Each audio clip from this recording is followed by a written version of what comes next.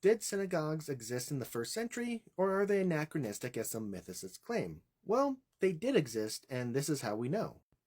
So the claim usually is that synagogues didn't exist until after the fall of the temple in 70 AD, but we have literary evidence to say that, hey, they did exist before that. Now, first we have Josephus. Now, even though he's writing after the fall of the temple, he is telling us about history.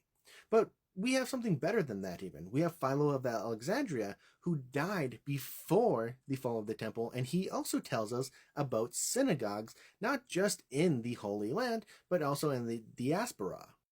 We have something even better than that, though. In Jerusalem, around the 1st century, we find the Theodotus inscription. Now, this inscription tells us that a synagogue was being built on the place where a previous synagogue had already been built. And in fact, this kind of went back a few generations. Now, what we can assume from this is that even in the 1st century BC, we had synagogues in that area.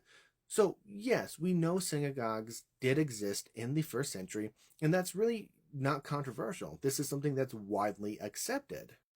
Okay, so we have literary evidence that synagogues existed, but what about archaeological evidence? Well, that's a little bit more complicated because when we look at the term synagogue, it really means gathering or community. And often, this type of community or gathering would be held in just someone's home, at least within the early period. Even with that said, we do have some 1st century archaeological evidence that shows that synagogues did exist there. So we have Capernaum, we have Gamla, we have Canaan. These were all pretty large synagogues. We also have the synagogue in Magdala. So we have a variety of different synagogues that existed in the 1st century within Galilee, and these all existed before the temple was destroyed.